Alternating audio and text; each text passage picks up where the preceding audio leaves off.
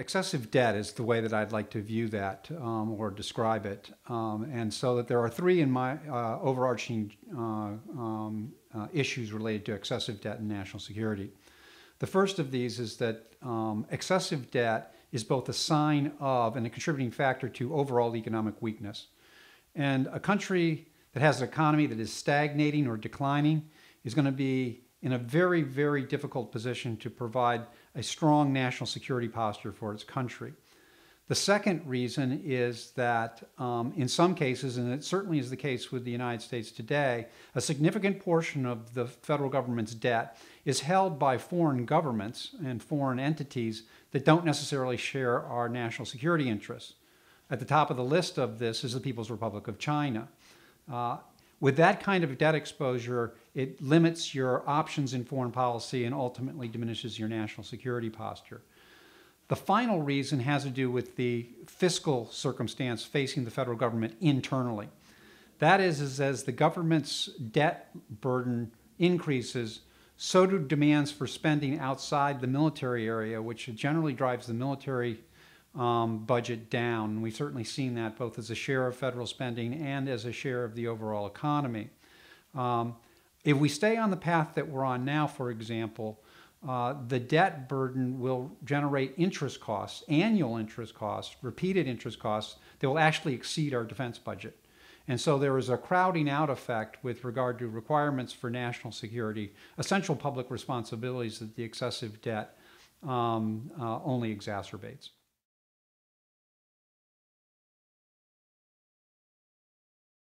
For the same reasons that the overall debt being excessive weakens our national security policy, obviously in the opposite direction.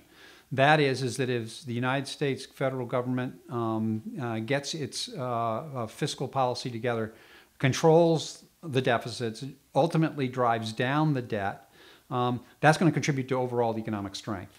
And economic strength in the long term is the coin of the realm in international politics and national security. The second thing is that, of course, we can start to buy down those elements of foreign-held debt that would otherwise be used as political leverage against the United States in certain circumstances. The final reason is that we'll ultimately control those interest costs, and controlling those interest costs will free up room within the federal budget to do what we need to do with regard to defense spending. A country like the People's Republic of China, if they decide that there's a military interest that exceeds their desire to avoid economic pain, for example, the rather neuralgic issue with them regarding the independence of Taiwan, then what they can do is threaten the United States federal government specifically with regard to the calling in the debt that is owed them as a way of essentially deterring the United States, in this case, from intervening, for example, to protect its friend, the government of Taiwan. So that that is an element of the key element of the question of foreign-held debt. Now, let me say is that does cut both ways. I mean, in that issue, we don't want to have a situation where the United States discourages foreign investment. We do want that. The question is it at a healthy level or an unhealthy level with regard to the competing political interests? In this particular case, there is some divergence between political issues at one level and the economic issues and interests at the other. Do you think that Congress and the states will ever partner to limit its borrowing capacity? Well, certainly I think the states have an immediate interest in that, and that's why we have 4 states that are in our compact to propose and ultimately ratify this balanced budget amendment. My responsibility, that's for the states level. My responsibility here in Washington is to focus on Congress's very limited and largely ministerial role in this process.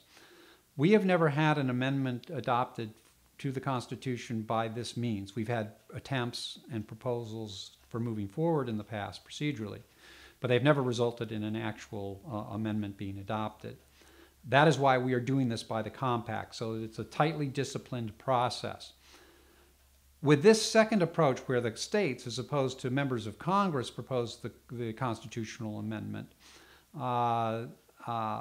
Congress has to take this ministerial step of both convening the convention, accepting the application of the states to do the convention that will ultimately draft the amendment and officially propose it, as well as choosing the mode of ratification within each state once the proposed amendment has cleared the convention.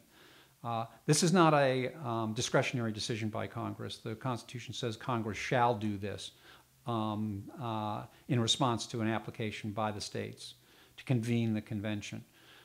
So Congress will have to do it if they're going to stay within the bounds of Article 5 of the Constitution regarding the overall amendment process. It's just a matter of when.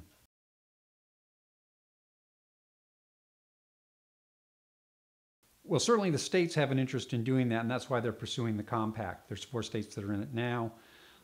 We think additional states could join as early as the remainder of this year. The real question, and my responsibility here in Washington, is to have Congress fulfill its rather narrow and ministerial responsibilities under Article 5 when the states initiate a constitutional amendment. That process involves Congress accepting an application from the states to convene the convention and choosing the mode of ratification for the amendment that's ultimately proposed among the states. But the compact ties this all carefully together so that we think that Congress should have no reason to avoid fulfilling this requirement of them. It's not a discretionary decision. Article 5 says they shall approve it. But we think that by doing this by compact, there'll be less fear among members of Congress that you could have, for example, a runaway convention.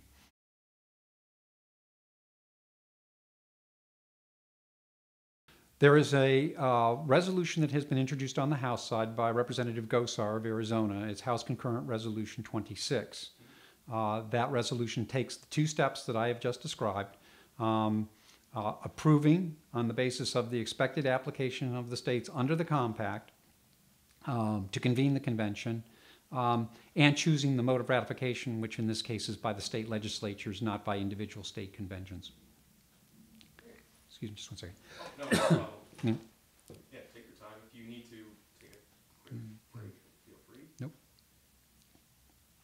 So, Baker, can you explain to me what the consequences are of following the path that we're currently on for national security? Ultimately, the consequences is one of losing our superpower status, both militarily and economically, and in the end, ultimately, politically. If you have a federal government that's in dire economic straits, that will have a spillover effect by necessity because of the debt owed to the private sector, both here and abroad, a general economic decline, and with it, the inability to fund the military, and therefore military decline. What ultimately happens is that you have a United States that can no longer control its destiny in a chaotic and ultimately dangerous world. We saw this for different reasons and in a different level of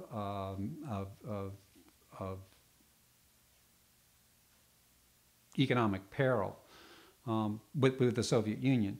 Soviet Union did not cease to exist because there was a lack of political commitment to funding a strong military.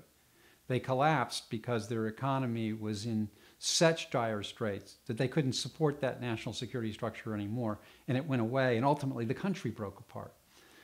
So that now that's a dire circumstance that I don't think we face, certainly immediately.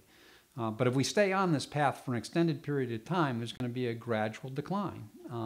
And with it, the inability of the United States to ultimately protect itself as fully and formally as it might, and ultimately, again, control its own destiny in a chaotic and dangerous world.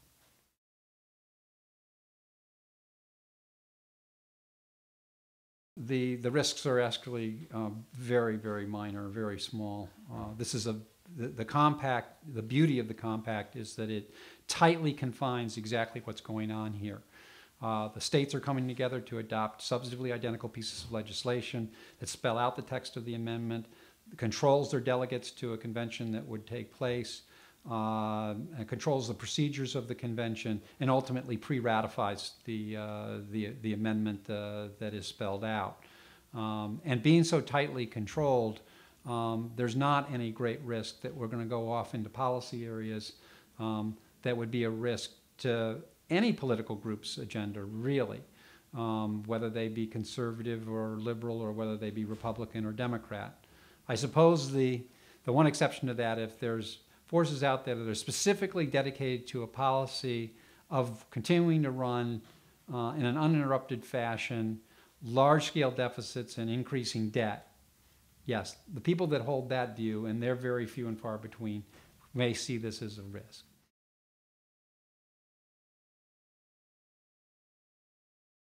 The compact is a safe way to pursue this constitutional amendment to achieve a balanced budget, because the compact itself tightly confines the process.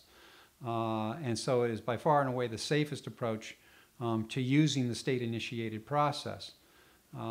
Obviously, there's always the traditional alternative, which is a congressionally initiated constitutional amendment, but Congress has proven unable or unwilling to pursue that. And so at this particular point in time, I think for institutional reasons, it's going to be up to the states to do this.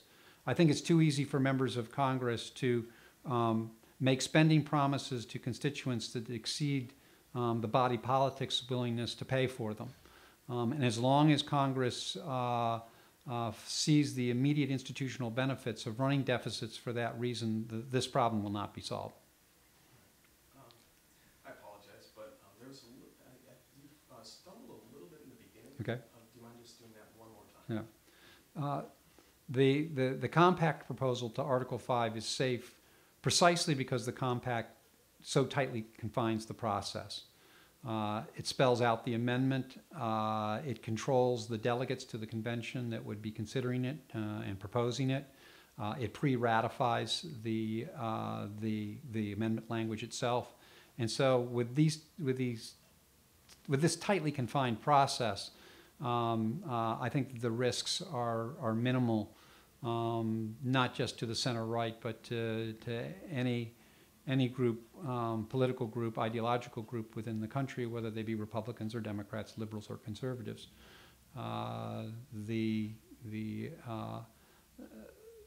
Everybody knows what they are getting with this, and it's a process-oriented thing. It does not make specific, precise fiscal policy decisions. It's just about controlling the debts, deficits, and ultimately fixing the fiscal circumstances that the government finds itself in.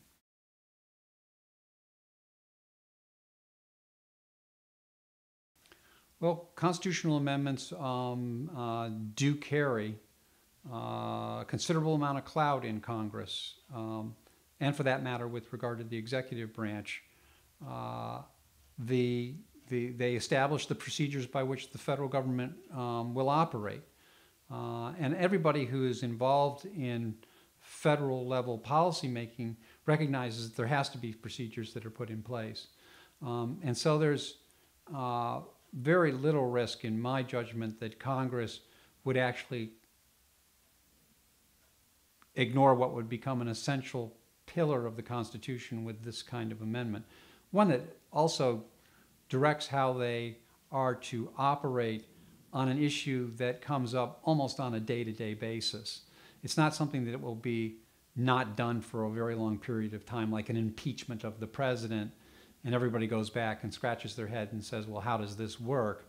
This is something that the Congress will have to live with, and for that matter, the various state legislatures too, that will be then involved in the process of approving increases in the debt ceiling under the amendment, and make those decisions according to the procedures which will be fairly frequently exercised and well known.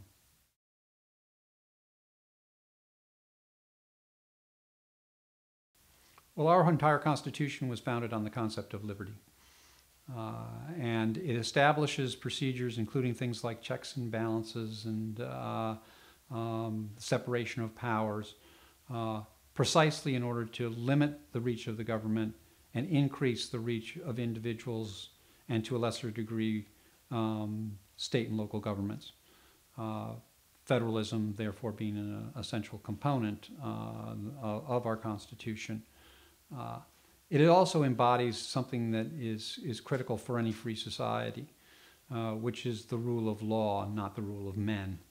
And so that without this kind of constitutional approach to making sure in another way, in this case, one that is focused on finance and economics and fiscal policy, that the federal government will live within its means, there's not many other options that would be available.